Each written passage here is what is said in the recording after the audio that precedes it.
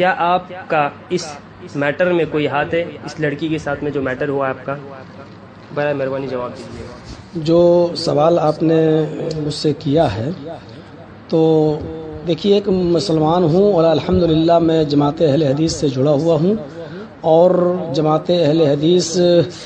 کے ناطے سے ہم صرف یہ کہہ سکتا ہوں کہ اللہ تبارک و تعالیٰ کو حاضر و ناظر مان کر اور اللہ کی قسم کھا کر میں اتنا ہی کہہ سکتا ہوں کہ میرا اس میٹر سے کوئی بھی تعلق نہیں ہے۔ یہ صرف منصب کی لڑائی ہے، عہدے کی لڑائی ہے، اور وہ شخص جس نے میرے اوپر اتنا بڑا الزام لگایا ہے وہ ہمارے مرکز تک جاتا ہے، مرکزی جمعیت اہل حدیث، اور وہاں کے ناظم اعلیٰ سے بات کرتا ہے کہ ان کو امیری کے عہدے سے ہٹائیے، یہ مغربی یو پی کے امیر ہیں، لیکن انہوں نے اس کی بات پر کان نہیں دھرا،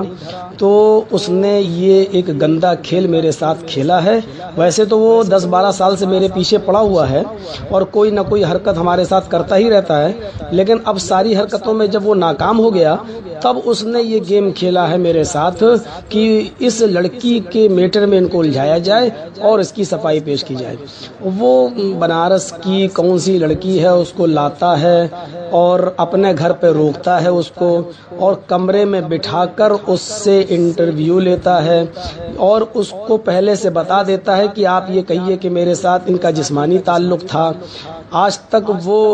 میں یہ ایک بات جاننا چاہتا ہوں آپ سے، بالکل آپ لوگوں کو اللہ تعالیٰ نے عقل سلیم عطا فرمائی ہے، اگر کوئی لڑکی مجھ سے جسمانی تعلق اس کے ساتھ اگر تھا تو وہ عبدالسبحان کے چکر میں کیسے آئی ہے؟ میں یہ بھی جاننا چاہتا ہوں کہ وہ اٹاوہ تک آتی بھی ہے تو ہمارے گھر کیوں نہیں آتی ہے، میرے ماں باپ کے پاس کیوں نہیں آتی ہے، اور وہ لڑکی صرف سبحان ہی کے پاس کیوں جاتی ہے اور اس کے کہنے پر کیوں بولتی ہے؟ بھائی آپ شرعی طریقے سے اگر آپ اس کا علاج چاہتے ہیں، اس کا حل چاہتے ہیں، تو اس کے لیے 4 عینی گواہ چاہیے جو آپ کے پاس ہیں نہیں۔ عدالتی طور پر بھی اگر آپ چاہتے ہیں کہ یہ معاملہ ہو تو اس لڑکی کے لیے انصاف کا پورا حق ہے، اس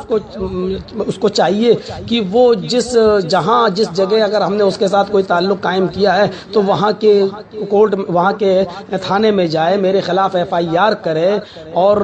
ہم سے جو ہے اس کو انصاف مانگنا چاہیے کورٹ سے۔ لیکن وہ آج تک نہ تو اس کے باپ نے کوئی بات کہی ہے، نہ اس کے چچا نے کوئی بات کہی ہے، نہ اس کے بھائی نے کوئی بات کہی ہے، اور نہ ہی وہ اگر میرے ساتھ کوئی تعلق تھا تو اس کو نیٹ پہ جو ڈالا جا رہا ہے تو یہ تو اس کو بھی نہیں معلوم تھا کہ نیٹ پہ ڈالا جا رہا ہے۔ یہ دشمنی ہم سے نبھائی جا رہی ہے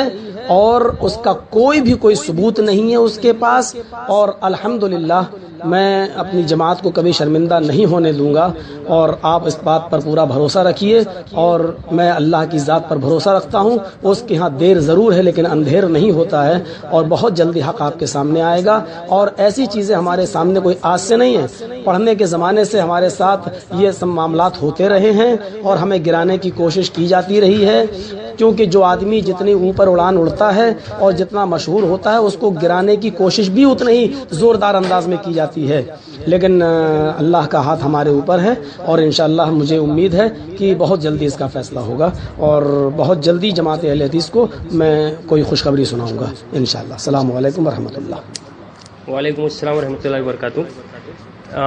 ماشاءاللہ شیخ نے اچھا اپنی طرف سے خلاصہ کیا ہے، اور یہی خلاصہ جو ہے عوام اہل حدیث عوام چاہتی تھی کہ شیخ اپنی زبانی کریں، اور ماشاءاللہ یہ بہت اچھی بات ہے کہ اہل حدیثوں کے نزدیک انشاءاللہ ان قریب خوشخبری آئے گی۔ ہم انتظار کریں گے، ہم منتظر ہیں اس دن کے کہ ہمارے شیخ پر جو تہمت لگائی گئی ہے وہ تہمت کا خلاصہ ہو اور ہمارے شیخ اس تہمت سے بری ہو جائیں۔ شیخ میرا آخری سوال ہے آپ سے کہ یہ جو اسکین پیج بھیجتے کہ بنارس سلفیہ سے آپ کو نکالا گیا ہے اور آپ کو 1994 کا، تو وہ اسکین پیج بہت روٹیٹ ہوتا ہے اور کہتے ہیں کہ لوگ بھائی دیکھو ان کو مدرسے سے نکالا گیا ہے، اور اس میں الفاظ بھی ایسے کہ بھائی یہ جرجیز جو ہے یہ آوارہ بدچلن ایسے الفاظ سے انہوں نے خطاب کیا ہے اور کہا ہے کہ یہ بھاگا ہوا ہے مدرسے سے، تو اس کا خلاصہ ذرا دے دیجیے شیخ۔ اس سے ہی آپ اندازہ لگا لیجئے کہ 1994 والا ایک لیٹر جو ہے اس کو دکھایا جا رہا ہے، اس سے آپ اندازہ لگا سکتے ہیں کہ کوئی آدمی میرے پیچھے کس حد تک پڑا ہوا ہے۔ پہلی بات تو یہ کہ آج کل انٹرنیٹ کا زمانہ ہے، میڈیا کا زمانہ ہے. آپ جامعہ سلفیہ مرکزی دارالعلوم کے ذمہ داران سے آپ رابطہ قائم کریں. میں اللہ کو حاضر و ناظر مان کر کہتا ہوں اور اللہ کی قسم کھا کر کہتا ہوں کہ وہ لیٹر بھی جھوٹا ہے اور مجھے جامعہ سلفیہ سے نکالا بھی نہیں گیا تھا، بلکہ میں جامعہ سلفیہ جاتا بھی ہوں. جامعہ سلفیہ کے ارد گرد ہمارا پروگرام بھی ہوتا ہے، جامعہ سلفیہ کے اساتذہ ہمارے پروگرام میں شریک بھی ہوتے ہیں. جب بھی ہمارا پروگرام بنارس وغیرہ میں اور قرب و جوار میں ہوتا ہے تو یہ بھی ایک سازش ہے ہمارے خلاف. اس طریقے کے پرچے چھاپنا، اس کا کیا ہوا، کوئی لیٹر پیڈ ہوگا جامعہ سلفیہ کا، اس پہ کوئی میٹر پہلے سے لکھا ہوا ہوگا، تو اوپر والا جو جامعہ سلفیہ کا جو